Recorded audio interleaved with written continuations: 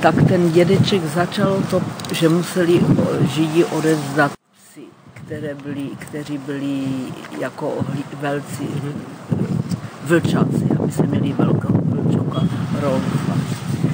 A já jsem ho nechtěla dát, jenom ho si pamatuju. A do té boudy k tomu Rolfíkovi jsem vlezla, tak jsem ho držela. A ten dědeček mi říká, pust Evičko, Rolfíčka. První půjde Rolfíček a potom my.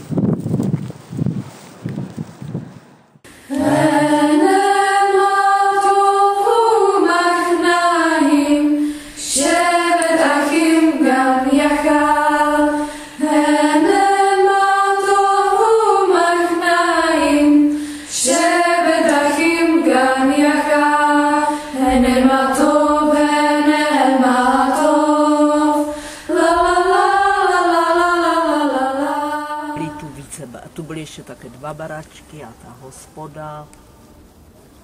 A tam pod tím taky. No, to začíná ten Lancerov.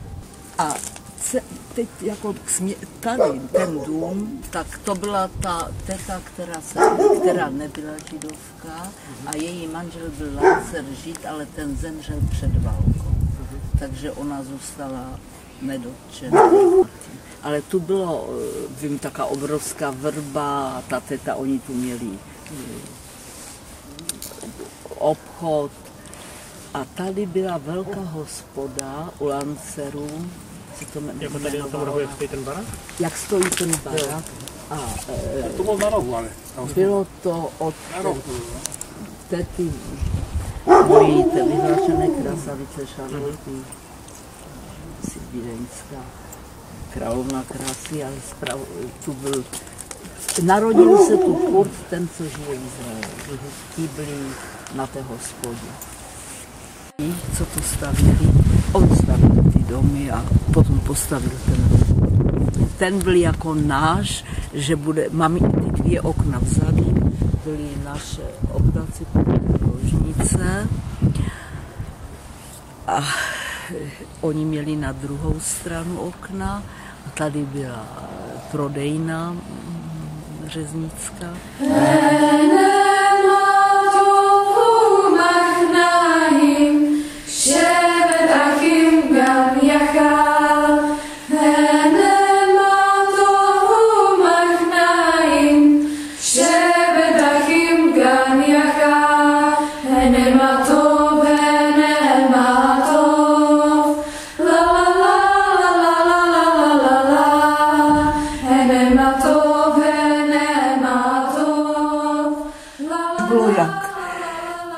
Hrozné doby, než ještě oni šli, jak už, a to jsou jejich děti. 2, moje maminka a její sestra.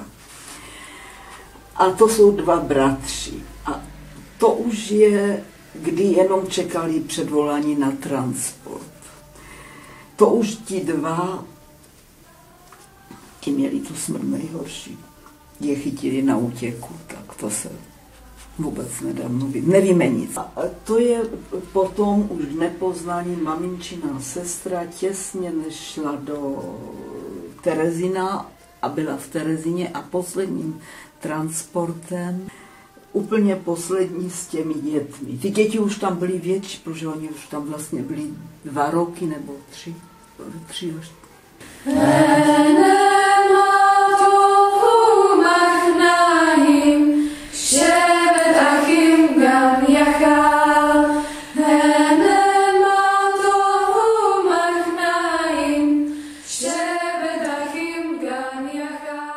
Protože byl zákon, že kdo se s židovkou nebo židem rozved, křesťan, tak tehdy se nevědělo, jestli je to dobře nebo zlé.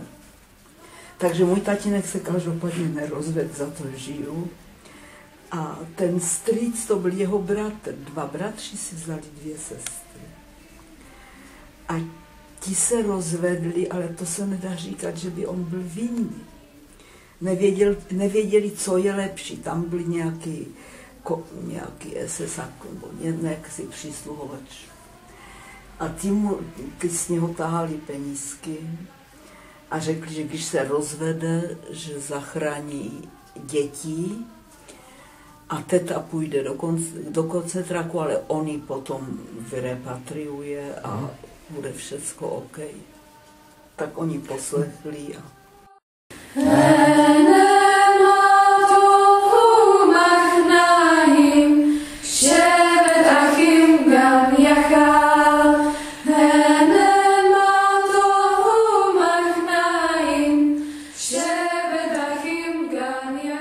Terezín 29.4.1944. Jágr Elze Václavu Galíčákovi. Nejmilejší otče, předem posíláme srdečné políbení. Tento týden jsme s 2 mladšími dětmi hodně zkusili, když jsme praxovali kolem kamen. Není to nebezpečné, ale docela bolestivé a hodně mi to sebralo. Nám i dětem chutnaly zaslané věci, především tomu staršímu, který zůstal trochu labužníkem. Doufám, že jste zdraví a vše jde dobře. Snad o vás brzy uslyšíme. Mnoho pozdravu a políbení posílá Elze.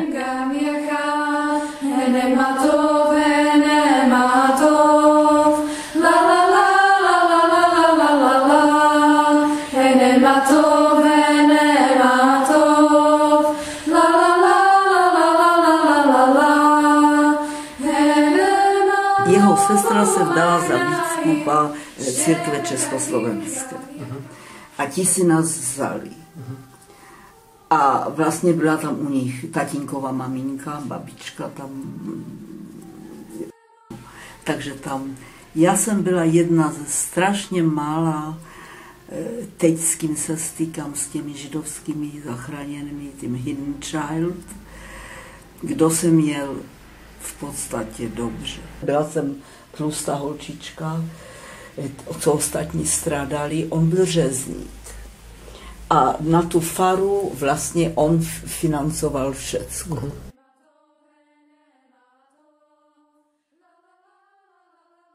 A ty balíky, co byly, tak všecko bylo od něho a kuchařka, tam bylo zaměstnaných lidí, to balila. Nedá se v té hrůze, jak si někteří žili, jsem si žila já nevědomky, nevěděla jsem nic. No a sestra měla tehdy, myslím, 8 měsíců, tak vůbec nic. Kolumbatoriu, tam, kde jsou urny, tež jsem nevěděla, co to je. Nikdo mi nemůžeš být. A měla pravdu. Terezín 22.8.1944. Švestingerová Helena Matildě Galíčákové. Nejdražší sestro, dnes dostal strýc Rudolf krásný dárek a děti měly zvláštní radost z klobás a ovoce v balíčku. I ze zaslaných obrázků jsme měli velkou radost. Mně je zejména obrázek z dílny. Ten muž vypadá velmi dobře jako všichni, což mě moc těší. Tvoje malé dítko stojí už na nohou? Můj buben mluví hodně o Elišce, která už musí být velká. Prosím, podej mi brzy zprávu. Mnoho pozdravu a polibku všem příbuzným posílá Helena.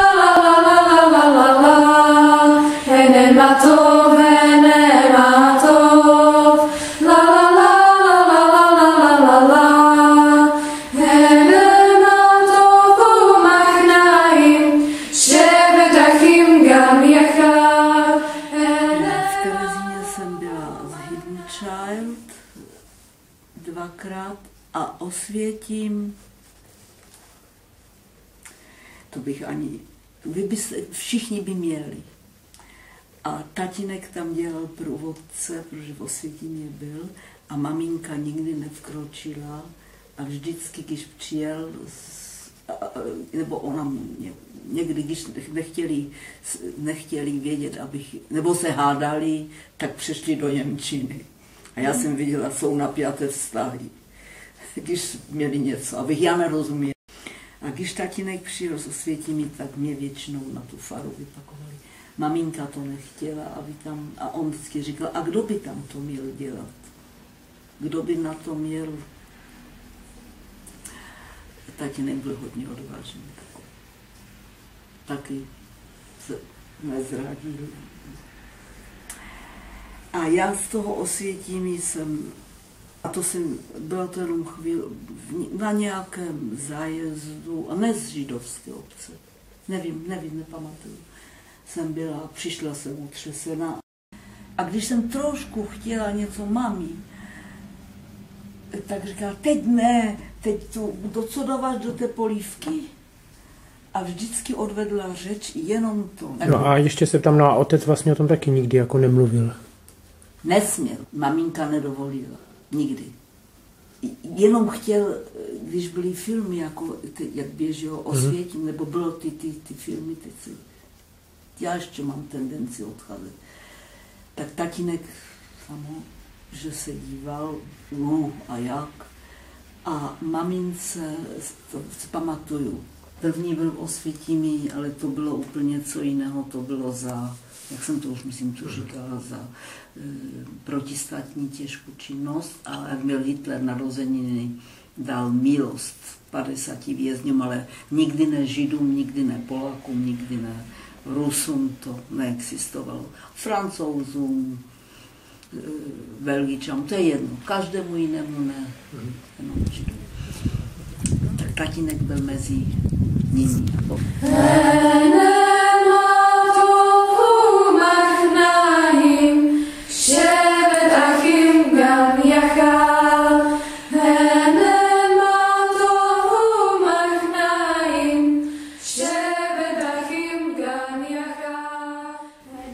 Ale maminka to měla všecko tak zabalené a v takových maskovaných hadrech, aby na to nikdo, či byl ten motýlek, tež nevím. A nevím, jestli jsem, to je autentická ta hvězda, že ještě maminka měla 2, každý měl 2, dostával, když se zničil. Ta skřínka je urna, je to moje sestra z Kanady. Je mi s ní dobře. Tam že měla ten nejkrásnější život bohaté emigrant.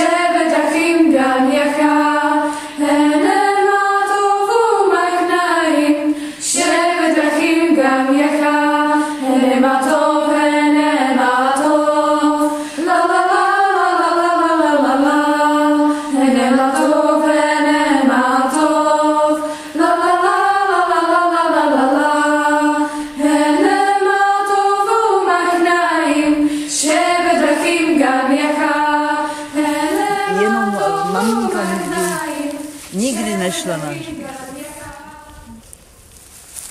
Vždycky mi dala penízky a zajdi na židovský hřbitov a dej tam. A já jsem říkala, prosím tě, ty tvoje penízky, to ještě mám. Takže jsem tu položila vždycky kytku. A začalo to asi, až on se vrátil, až po 68., jak přijel první s Havlem, ten Kurt. A až později nechal udělat tu desku a opravit ty dvě jména. Já jsem říkala, že nemusí se starat, že tu dávám vždycky vše svatník. No. U Židů se nedává se kytky, teď začaly, už moderní tam v Izraeli, se dává kamínky a vidíte tam, že tam mám kamínky. Tam je ta lavička. A na té lavičce je to, tam jsem plakala hodně. Tam je napsáno, že na památku záchrany mé matky, nebo nějak tak, záchrany mé matky, a tam píše panu Gabrieli a Emilii Chrobačkovým za záchranu, tak a tak.